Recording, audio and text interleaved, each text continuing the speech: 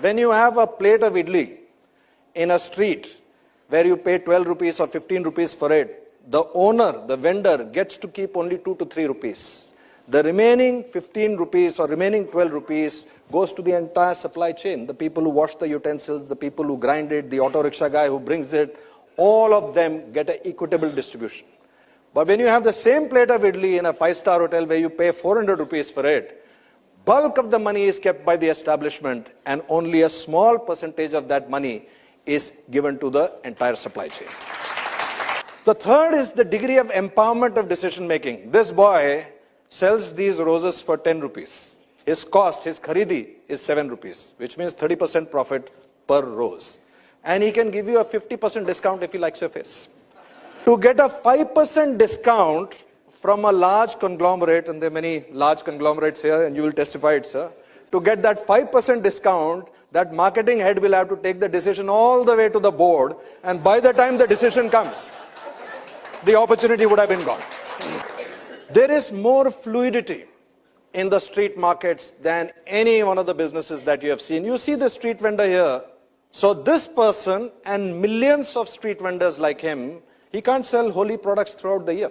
He will sell it for about 2 to 3 weeks. Then he has to change to Ganpati. Then he has to change for Christmas. Then he has to change for some other festival. He has to change his entire supply line. He has to change his pitch. He has to change his product mix. He has to change every market segmentation. Each one of those things changes, and it changes more than 15 to 16 times in 1 year. You must have also heard big corporates trying to do change management, that it takes them anywhere between 5 to 7 years to do a change management from one product line to another product line.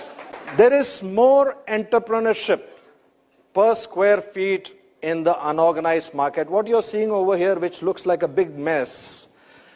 Do you remember when you are traveling in Bombay especially, and I'm sure in Nasik also, suddenly you will see in the streets, in every street corner, a new product will come. It may be a car cleaning pitchkari, it may be a head massager, it may be a toy, it will be Christmas hats before Christmas. Can you visualize the amount of planning, infrastructure, supply chain, bringing that equipment, the planning of when that particular product will be released, and it will be released simultaneously. Unsold stock has to be taken back, cash flow has to be managed, and all of this is happening without SAP, ERP, Microsoft Outlook, regulatory bodies, planning divisions, committees, none of that.